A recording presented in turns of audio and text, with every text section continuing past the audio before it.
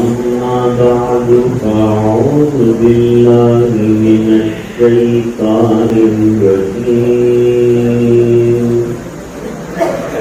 بسم الله الرحمن الرحيم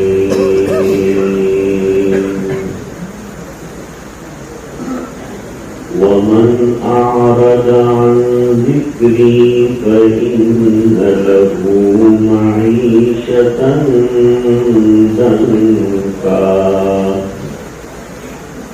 ونحشره يوم القيامة أعمى صدق الله العظيم.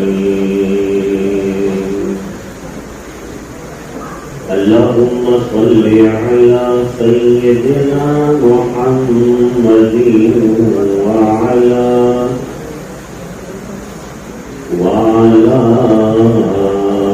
آل سيدنا محمد وبارك وسلم.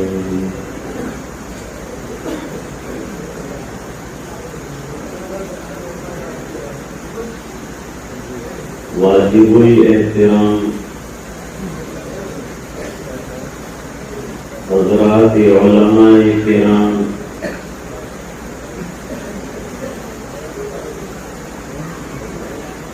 بزرگوں اور دینی بھائیوں،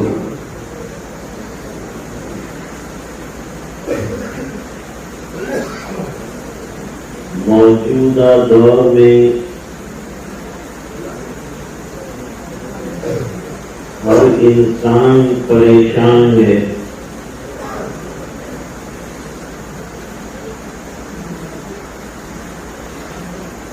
جس کے پاس اقتدار ہے وہ بھی پریشان، جو مالدار ہے وہ بھی پریشان، غریب ہے وہ بھی پریشان.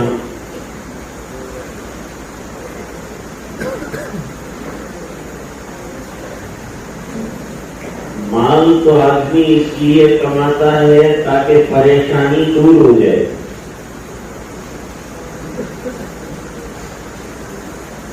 لیکن مال ہونے کے باوجود پریشانی اگر ختم نہیں ہوتی، اس کا مطلب یہ ہے کہ مال میں سکون نہیں. مال نعمت ضرور ہے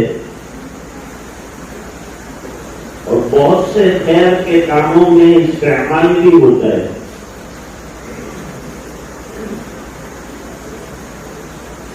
لیکن مال ہو تو سکون اور اطمینان نصیب ہو جائے یہ ضروری نہیں.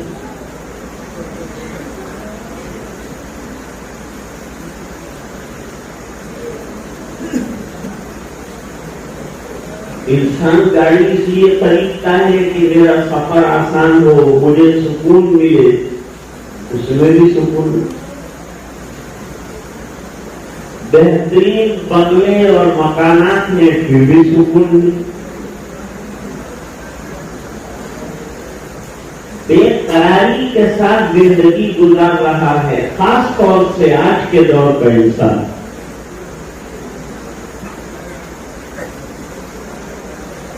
جبکہ موجودہ دور میں راحت اور عیش اور عشرت کے تمام سامان جو ہیں مہیا ہیں.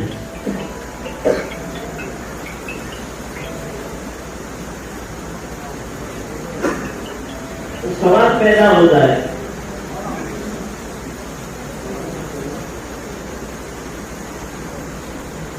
کہ پھر عیش اور عشرت اور سکون صحابہ کرام کو کیسے نصیب ہوا؟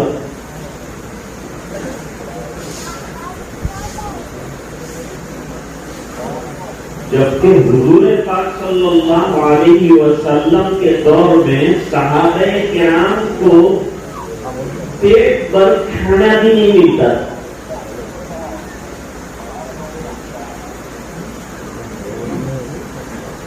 ابو ہریرہ رضی اللہ تعالیٰ عنہ علم حاصل کرنے آئے تھے، دین حاصل کرنے آئے تھے،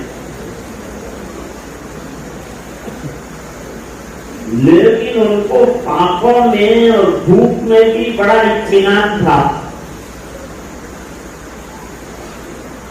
انہوں نے فاقے کی شکایت نہیں کی، فاقے کو بیان تو کیا ہے لیکن شکایت نہیں کی۔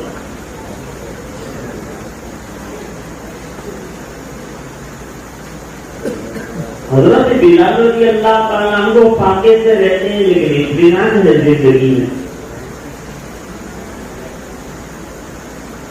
زیادہ تر صحابہ کرام کا عالم یہی رہا۔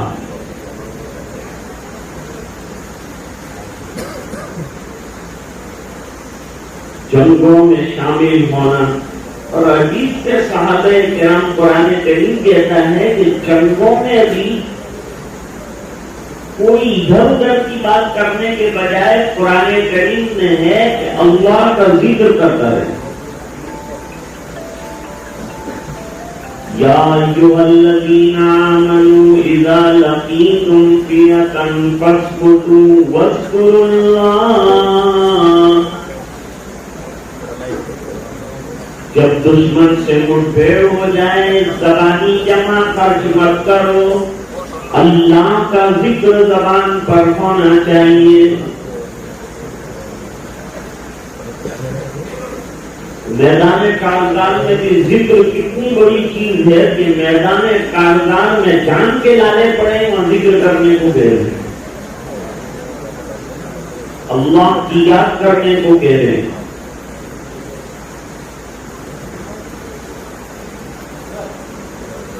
مسجد نبوی شریف 6 مہینے میں تعمیر ہوئی ہے، اور تعمیر کرنے والے خود صحابہ کرام ہیں،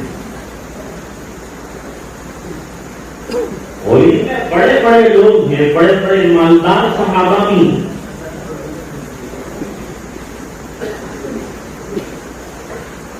لیکن سرکار ایک مصرع پڑھتے تھے، اللہم لا عیش الا عیش الآخرہ فاغفر الانصار والمہاجر۔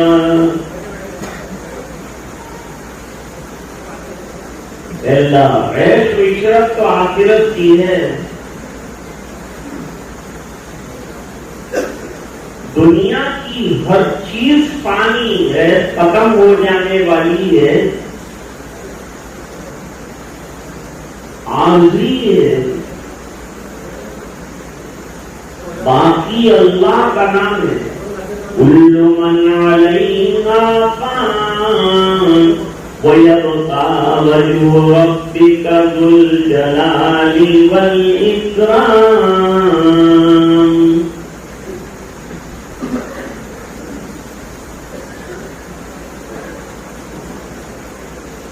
پانی ہر ایک شے یہاں لا کلام ہے، اور کہتے ہیں جس کو باقی وہ اللہ کا نام ہے۔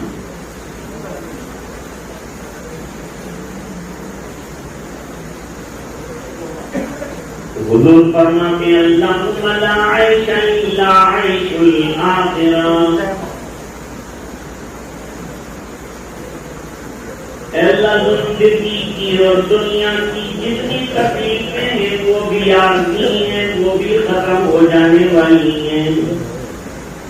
حضرت فاطمہ رضی اللہ تعالیٰ عنہا نبی کریم صلی اللہ علیہ وسلم کے مرض الموت میں حاضر ہوئی۔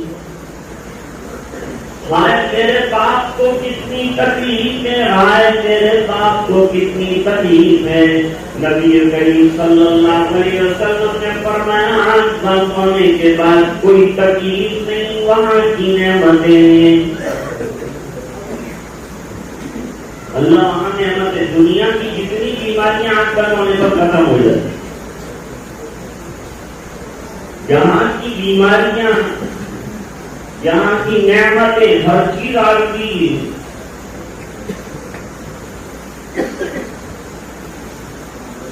اگر کسی کو تمام نعمتیں میسر ہوں تو بھی ایک کھٹکا اس کو ہمیشہ کے لیے لگا ہوا ہے کہ اس کو اس دنیا سے جانا ہے۔ اللہ تعالیٰ نے ہمیں دنیا میں اس لیے نہیں پیدا کیا کہ ہم کھاتے رہیں پیتے رہیں، اس سے تو جسم بنے گا، لیکن اصل تو اللہ نے ہماری روح کو بنانے کے لیے دنیا میں ہمیں بھیجا ہے کہ دنیا کی زندگی گزاریں اور اپنی آخرت بنائیں۔ فکر عقبا کی کر آج کی بے خبر، کل نہ کر کل کی کل کا بھروسہ نہیں، کل نہ آئی کبھی اور نہ آئے گی کل، کل تو کیا ایک پل کا بھروسہ نہیں۔ یہ دنیا عارضی ہے، کھانے پینے تمام چیزوں کو ضرورت مانو اور عبادت اور ذکر اللہ کو روح مانو، اصل مانو۔ یہ کام آنے کی چیز ہے، مال بھی رہ جائے گا، اولاد بھی رہ جائے گی، ذکر اللہ وہاں کام آئے گا، قبر کو روشن کرے گا۔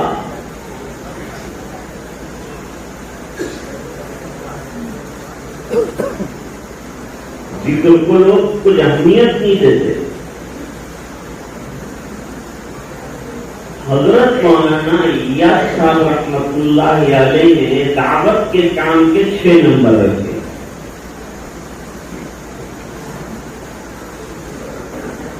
کہتے ہیں کہ لوگ آج کل ذرا نمبر ہی ہو گئے، کوئی 1 نمبر والا ہے، کوئی 2 نمبر والا ہے، تو دعوت کے کام کے 6 نمبر رکھے۔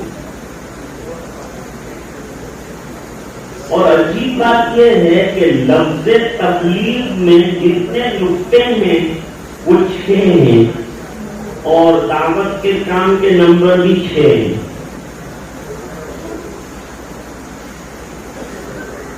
پہلا نمبر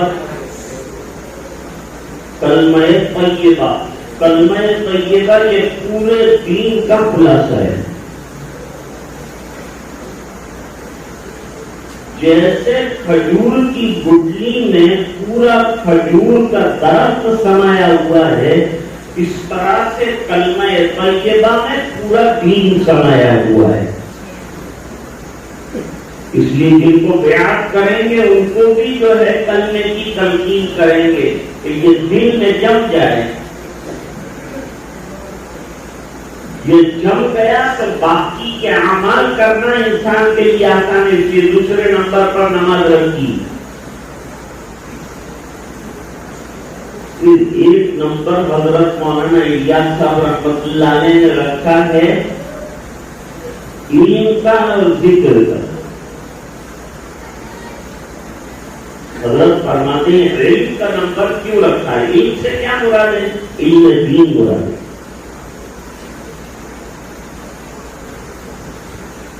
علم دنیا کیا ہے؟ کچھ بھی نہیں۔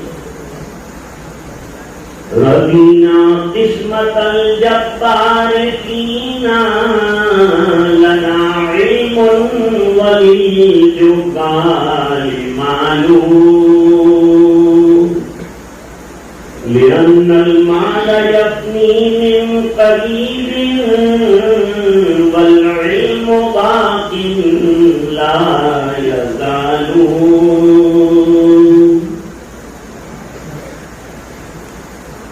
ہم اللہ تعالیٰ کی اس فیصلے پر راضی ہیں کہ اللہ نے ہمیں علم عطا فرمایا۔ علماء کی بڑی فضیلت ہے، جس کو علم ملا اس کو بہت بڑا حصہ ملا ہے، دین کا واقعی حصہ اللہ تعالیٰ نے اسے عطا فرمایا ہے۔ اس کو اس کی قدر کرنی چاہیے۔ دولت والے دولت دیکھیں، لیکن علم والے یہ دیکھیں کہ اللہ نے مجھے کتنا بڑا خزانہ عطا فرمایا ہے۔ مکے والے کہتے تھے ہمارے پاس مال ہے، ہمارے پاس اولاد ہے، ہمارے پاس پراپرٹیاں ہیں، اے غریب مسلمانوں تمہارے پاس کیا ہے؟ اللہ تعالیٰ نے فرمایا اے مسلمانوں تم کہہ دو کہ تمہارے پاس سب سے بڑی دولت قرآن ہے۔ وَلَقَدْ آتَيْنَاكَ سَبْعًا مِّنَ الْمَثَانِي وَالْقُرْآنَ الْعَظِيمَ. ہم نے آپ کو 7 مکرر اور بار بار پڑھی جانے والی آیتیں عطا کی. نماز میں سورہ فاتحہ پڑھی جاتی ہے اور ہر رکعت میں پڑھی جاتی ہے.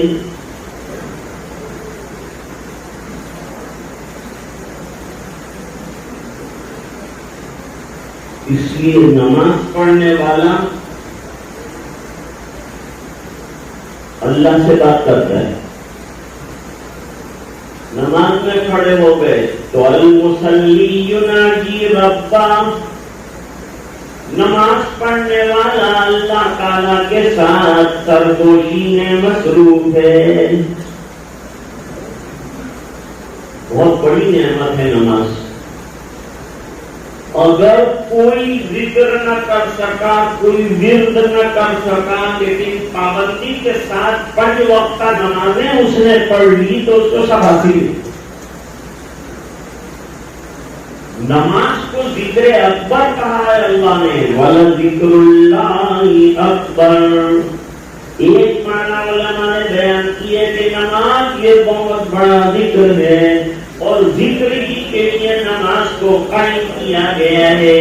اللہ تعالیٰ فرماتے ہیں اقیم الصلاۃ لذکری. میری یاد کے لیے نماز کو قائم کیجیے. تو جو نماز میں ہے وہ اللہ کی یاد میں ہے. اس لیے نماز میں دنیا کا تذکرہ. کوئی سلام کرے تو جواب نہیں دینا ہے اور کسی کو سلام کی نماز میں نہیں کرنا. یہ دنیا کا کلام ہو گیا. اگر کسی نے آپ نماز پڑھ رہے اور السلام علیکم آپ کو کہا اور آپ نے کہا وعلیکم السلام، نماز پہ. کیوں؟ یہ علیکم کم خطاب کا صیغہ ہے اور اس کا تعلق دنیا کے ساتھ ہے. لہذا یہ دنیاوی کلام ہو گیا اور کلام دنیاوی سے نماز جاتی ہے.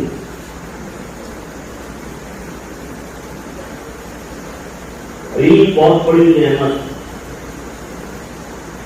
کیونکہ محنتوں سے حاصل کیا جاتا ہے. یہ ادارہ ہے جس میں ہم بیٹھے ہیں.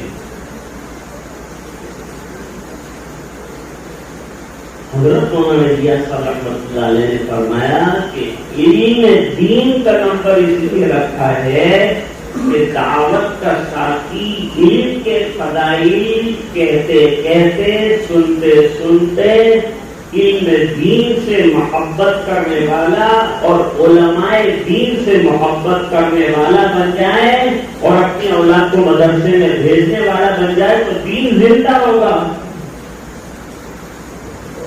علم کے نمبر سے مدارس کو آباد کرنا مقصود ہے. اور ذکر کے فضائل بہت ہیں. ذکر کے فضائل بے شمار ہیں. حضرت نے پورا جو ہے ذکر کی فضیلت پر ایک کتاب لکھی، فضائل ذکر، حضرت شیخ رحمۃ اللہ علیہ.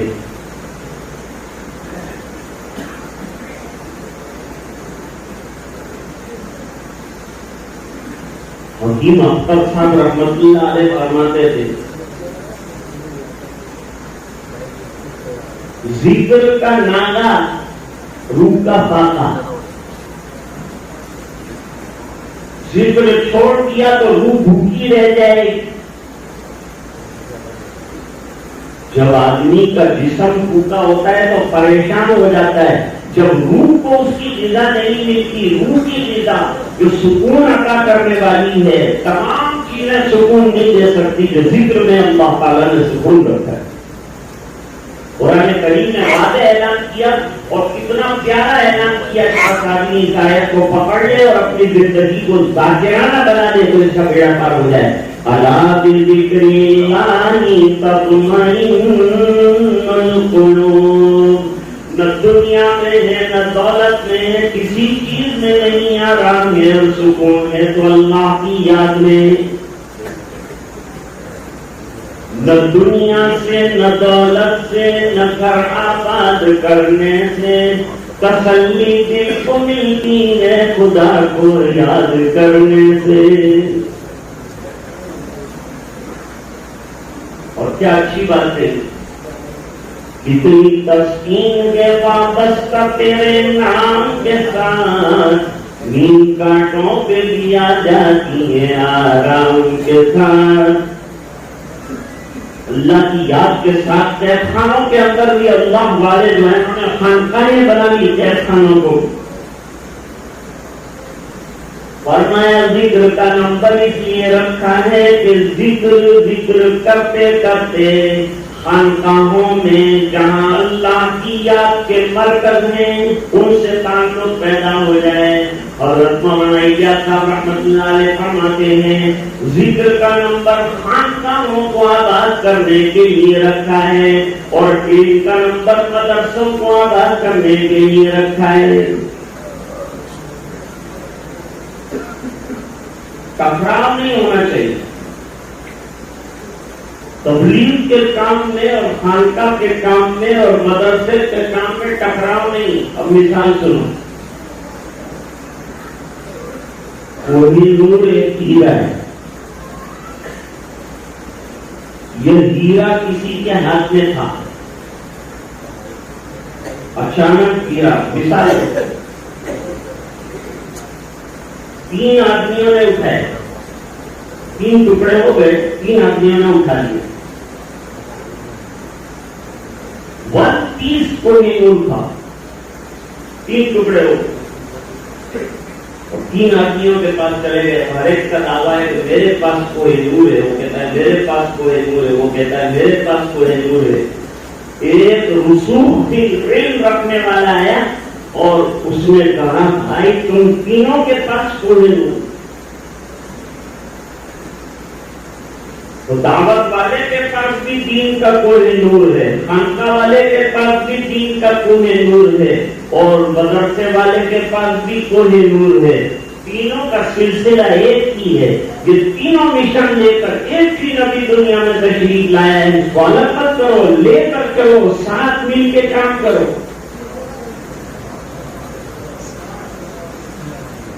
اب قرآن کریم کیا کہتا ہے؟ سرکار کا مشن کیا تھا؟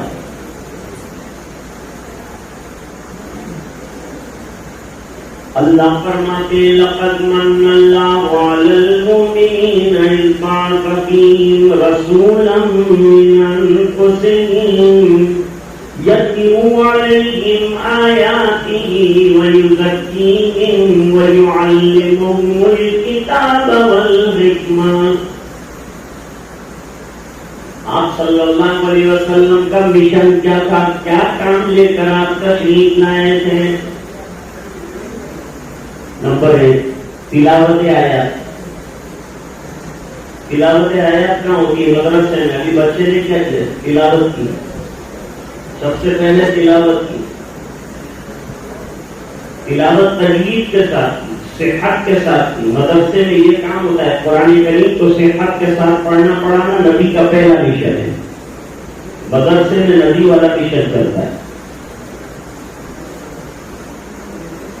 نمبر 2 تزکیہ. نبی دلوں کو صاف کرنے کے لیے آتے ہیں. دلوں کو بگاڑ جو ہوتا ہے نا اندر اس کو دور کرنے کے لیے آتے ہیں.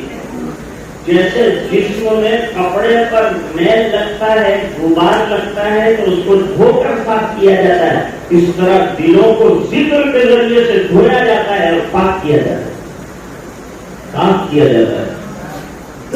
ذکر کیا ہے؟ دلوں کا صابن ہے. اس کے ذریعے سے دل آئینے کی طرح ہو جاتے ہیں اور ہم لوگ چلتے پھرتے ہیں، ہماری زبانیں بند رہتی، اللہ کی یاد نہیں کرتے، بیٹھتے نہیں اللہ کے دین کے حلقوں میں، ذکر اللہ کے حلقوں میں بیٹھو اور حلقے قائم کرو. زندگانی نتوان گفت حیات مراد. فارسی زندگانی نتوان گفت حیات مراد. امتحانست کے بعد دوست وصال دارد. میں جو زندگی گزار رہا ہوں اس کو زندگی نہیں کہتے. کھانا پینا گھومنا چلنا پھرنا یہ تو حیوان بھی کرتے ہیں. فرماتے ہیں زندگی کسے کہتے ہیں اور زندہ کون ہے؟ فرماتے ہیں جس کا اپنے رب کے ساتھ ذکر اللہ کے ذریعے سے تعلق قائم ہے وہ زندہ ہے، باقی سب مردہ. اپنے آپ کو زندہ کرو، اللہ تعالیٰ سے تعلق پیدا کرو. صحابہ کرام کو اس بنا پر اطمینان تھا کہ نبی کریم صلی اللہ علیہ وسلم کے ساتھ کنیکشن اور آپ کا اوپر کے ساتھ کنیکشن، اس بنا پر ہمیشہ دل بیدار رہتا.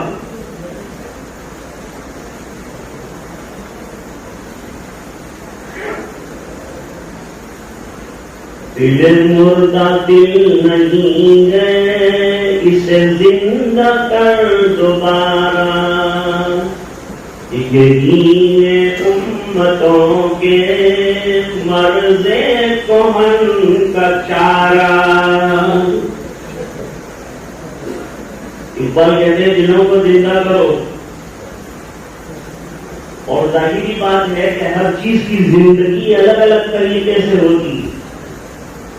مائک کی زندگی یہ ہے کہ الیکٹریسٹی کا سپلائی ملے، دل کی زندگی یہ ہے کہ اللہ کی یاد ملے. دو مشن ہوئے نا. تزکیہ یہ بھی دوسرے نمبر کا مشن ہے جو نبی کریم صلی اللہ علیہ وسلم نے کیا. دلوں کو شرک کیا، لائشات سے پاک کیا، تکبر بڑائی تمام چیزوں سے اپنے آپ کو پاک کیا. اپنے آپ کو اللہ والوں کے ساتھ بٹھاؤ تو دل کی بڑائیاں نکل جائیں گی، عاجزی انکساری پیدا ہو جائے گی. کبھی آپ نے سوچا ہے میرے پاس نالج ہے؟ دنیا دار سوچتے ہیں نالج ہے، ایجوکیشن ہے، میں کتابیں پڑھ سکتا ہوں. ایسی بہت سی جماعتیں ہیں، ہمارے کو اردو آتا ہے، عربی آتا ہے، ہم سب کتابیں پڑھ سکتے ہیں، کچھ بھی کر سکتے ہیں. لیکن بھائی اللہ والوں کے پاس بیٹھنے کی بات ہی کچھ اور ہے. وہ کیسے؟ ایک صاحب حکیم الامت رحمت اللہ علیہ کے پاس گئے اور بہت خدمت میں آگے آگے رہتے تھے. کہیں یہ نیچے رکھ دیا، کہیں وہ رکھ دیا، کہیں وہ کر دیا، اور سمجھتے تھے کہ اب حضرت کا قرب حاصل ہو جائے گا اور مجھے منزل مل گئی.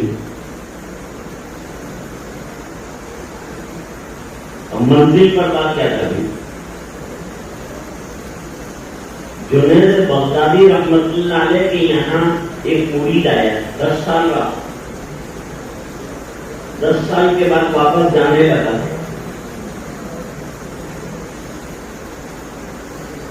ارے بھائی کیوں جا رہے ہو؟ ابھی تو تمہارا کام باقی ہے.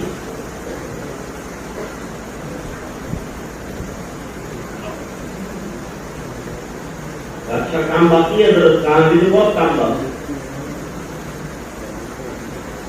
لیکن آپ کے یہاں 10 سال میں میں نے کوئی کرامت نہیں دیکھا. یاد رکھو بزرگی جو ہے سنتوں کی اتباع میں ہے، کرامت میں نہیں ہے. پوری زندگی کو اللہ والا کرامت نہ دکھائے لیکن سنتوں پہ چلے تو جنت میں وہ آگے ہوگا. اللہ اس کو مقام عطا فرمائے.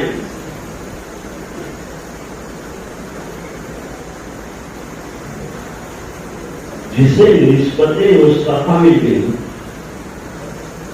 جسے نسبت مصطفیٰ مل گئی اسے دولت دو سرا مل گئی. اس کو سب کچھ مل گیا. اس نے غور کیا کہ ہاں حضرت آپ کی زندگی میں کرامت تو کوئی نہیں دیکھی، لیکن آپ کیا فرماتے ہیں؟ کیا تم نے سنت کے خلاف کوئی عمل میرا دیکھا؟ حضرت یہ تعجب کی بات ہے کہ 10 سال میں سنت کے خلاف کوئی عمل نہیں دیتا. فرمایا سب سے بڑی کرامت یہ سنتوں پر استقامت. سنتوں پر استقامت سب سے بڑی کرامت.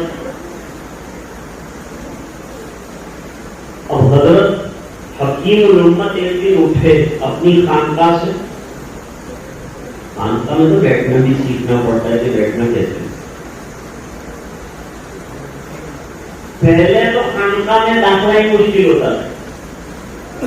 ایک شیخ تھے، وہ آنے والے مہمان کو ایک کمرے میں ٹھہراتے تھے اور روٹی اور شوربہ دے دیتے تھے اور کہا یہ کھا لے تو دونوں پلیٹیں میرے پاس لے آنا.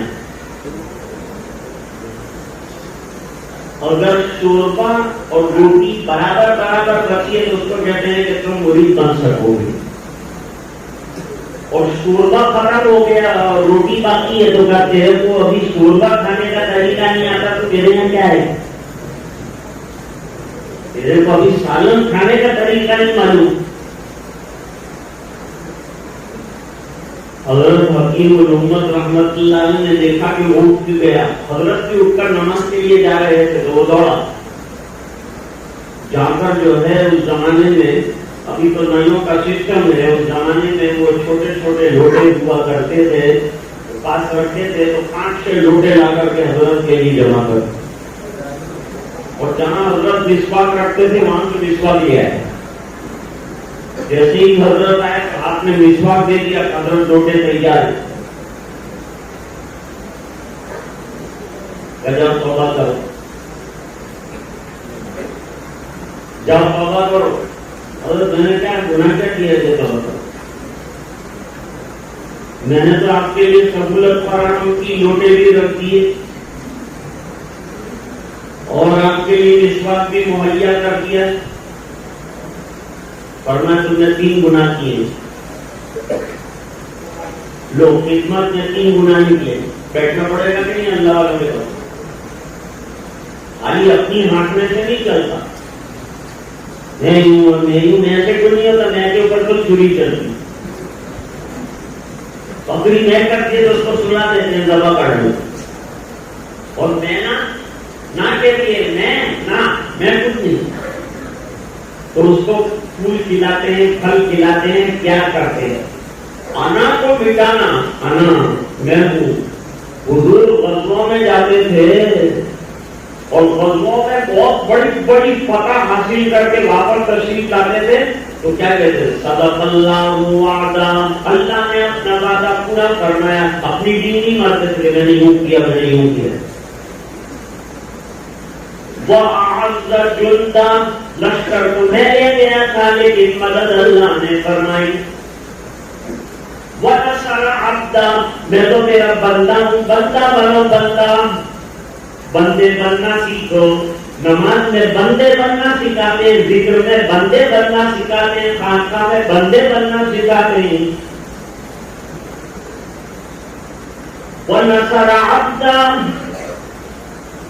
اور اپنے بندے کی مدد فرمائی. میں کچھ بھی نہیں ہوں، میرا لشکر کچھ بھی نہیں. اتنی بڑی کامیابی کے بعد تو آدمی ذرا ٹینگے مارتا ہے، لیکن میرے آقا کا عالم یہ ہے کہ فتح مکہ کے روز مکے میں داخل ہو رہے ہیں، سرکار کا سر اتنا جھکا ہوا ہے کہ کجاوے کی لکڑی سے سر لگ رہا ہے.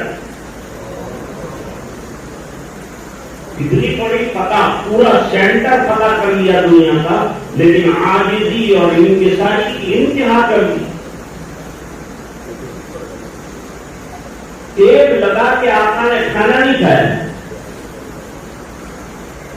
حدیث شریف میں فرمایا آکلو کما یاکل العبد، میں اس طرح سے کھانا کھاتا ہوں جیسے کوئی غلام کھانا کھاتا ہوں. جاؤ جا کے مسجد میں 2 رکعت پڑھو، گناہوں کی توبہ کرو. جگہ حضرت گناہ بتا دیجئے کیا گناہ کیے تاکہ مجھے خیال آ جائے. حضرت نے فرمایا پہلا گناہ یہ ہے کہ لوگوں کے وقت کے لوٹے تم نے میرے لیے خاص کر دیے، تم کو لوگوں کی چیزیں میرے لیے خاص کرنے کا کوئی حق نہیں تھا. دوسرا یہ کہ میری رکھی ہوئی مسواک محفوظ جگہ میں سے تم نے نکالی، تم نے چوری کا ارتکاب کیا ہے. میری مسواک کو میری جگہ سے نکالا کیوں؟ تیسرا بہت بڑا گناہ کیا. تیسرا بہت بڑا گناہ یہ کیا ہے کہ تم نے دل میں یہ سوچا کہ شیخ بے وضو ہے، حالانکہ میں باوضو ہوں. ہو گئے 3 گنا. تو ابھی تم کو بیٹھنا پڑے گا.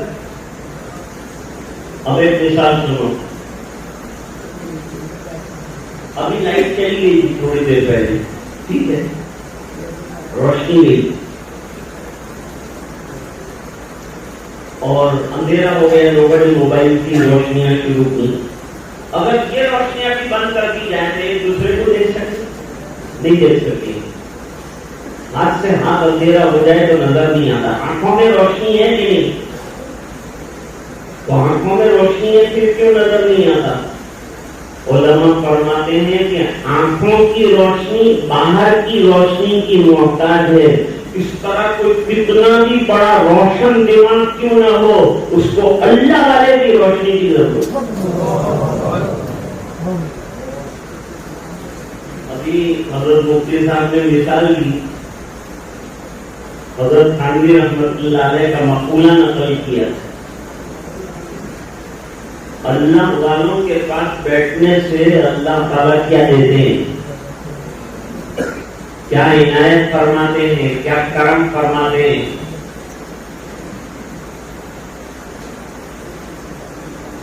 گلاب کے پھول میں پنکھڑیوں کے نیچے کانٹے ہوتے ہیں. آدمی کو مطلوب گلاب کا پھول ہوتا ہے, گجرے میں لگے گا تو گلاب کا پھول لگے گا. ٹیبل پہ رکھا جائے گا فلاور پاٹ میں تو گلاب رکھا جائے گا. لیکن اس کی پنکھڑیوں کے نیچے جو کانٹے ہیں ان کا بھی اکرام ہو جاتا ہے. کانٹوں کا بھی اکرام ہو گیا. حالانکہ ہم تو گلاب کا اکرام کرنا چاہتے ہیں, اس کا اعزاز کرنا چاہتے ہیں, لیکن کانٹوں کا بھی اکرام ہو گیا, پنکھڑیوں کے نیچے چھپے ہوئے. اس طرح اللہ والے جو ہیں وہ گلاب ہیں, اور ہم جیسے جو ان سے وابستہ ہوتے ہیں وہ جو ہے کانٹے. جب اللہ یہ گلاب کا پھول توڑ کر جنت میں رکھیں گے تو جو کانٹے چمٹے ہوئے ہوں گے ان کا بھی بیٹھا ہے, ان کا بھی کام بن جائے گا. اللہ تعالیٰ ان کو بھی جنت میں پہنچا دیں گے ان کے ساتھ. یہ اللہ والوں کے ساتھ بیٹھنے کا فائدہ ہے. عرض کر رہا تھا کہ آپ صلی اللہ علیہ وسلم کے 4 مشن ہیں اور چاروں یکساں ہیں, الگ نہیں کیا. حضور نے ایک کی اسٹیج سے چاروں کام کیے ہیں. بعد میں یہ جو ہے شعبے الگ الگ کام نہ کر سکنے کی وجہ سے ہوئے, ورنہ ایک کی فرد تمام کام کرتا تھا پہلے. یتلو علیہم آیاتہ ویزکیہم وَيُعَلِّمُهُمُ الْكِتَابَ وَالْحِکْمَةَ. اور اللہ تعالیٰ کے رسول احکام سکھاتے ہیں, کتاب اللہ کی تعلیم دیتے ہیں, حکمت اور دانائی کی باتیں بتاتے ہیں. 4 مشن ہو گئے. یہ چاروں مشن نبی کریم صلی اللہ علیہ وسلم انجام دیتے ہیں. آپ بہت بڑے داعی بھی ہیں, آپ بہت بڑے مزکی بھی ہیں, آپ اخلاق کو درست کرنے والے بھی ہیں, آپ تزکیہ کرنے والے بھی ہیں, اور آپ معلم بھی ہیں, بہترین تعلیم دینے والے بھی. مسجد نبوی شریف ایک طرف جو ہے مدرسہ ہے. صفہ میں مدرسہ تھا کہ نہیں؟ مدرسہ تھا. تو مسجد نبوی شریف مدرسہ بھی ہے, اور مسجد نبوی شریف جو ہے دارالقضا بھی ہے. الگ کوئی جگہ نہیں تھی, مسجد میں ہی فیصلے ہوتے تھے, دارالقضا. اور مسجد ہی دعوت کا مرکز بھی تھا. یہیں سے جماعتیں روانہ ہوتی تھی اور یہیں سے جو ہے افراد دین کی دعوت کے لیے بھیجے جاتے تھے, اور بڑے بڑے لشکر جو ہے وہ یہیں سے, لشکر کی چھاؤنی بھی مسجد نبوی شریف ہے. اور تزکیہ کا کام اور دل کی اصلاح کا کام بھی سب سے بڑا اگر ہوتا ہے تو مسجد نبوی شریف میں ہوتا ہے. عرض کر رہا تھا کہ بھائی آج لوگ چاروں طرف سے پریشانیوں کا اظہار کرتے ہیں, مختلف طریقے کی پریشانیاں ذکر کرتے ہیں. حقیقت میں جو سکون جہاں ہے وہاں تلاش نہیں کرتے ہیں. سکون کہاں ہے؟ اس کو قرآن کریم نے واضح کیا. جس کو ابھی میں نے آپ کی خدمت میں عرض کیا، الذین آمنوا وتطمئن قلوبهم بذکر اللہ الا بذکر اللہ تطمئن القلوب۔ یاد رکھو دلوں کا اطمینان اور سکون اللہ کرنے میں، ذکر اللہ میں، ذکر کے معنی یاد دہانی، یادداشت، ریممبرنس آف اللہ۔ آج میں نے جو آیت کریمہ آپ کی خدمت میں پیش کی، اس میں اللہ نے عجیب مضمون بیان فرمایا۔ اللہ فرماتے ہیں وَمَنْ أَعْرَضَ عَنْ ذِكْرِي، جو میرے ذکر سے اعراض کرے گا، یعنی میری یاد نہیں کرے گا۔ ذکر میں نماز بھی آ گئی، قرآن کی تلاوت بھی آ گئی، اللہ بھی آ گیا اور ذکر اللہ بھی آ گیا۔ سب چیزیں ذکر کی تفسیر میں آتی ہیں، پورا دین بھی ذکر کی تفسیر میں آ سکتا ہے۔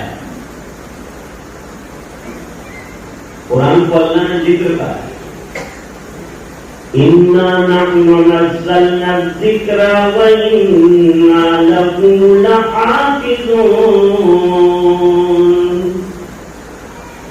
یہ ذکر ہم نے اتارا ہے، قرآن بہترین ذکر ہے۔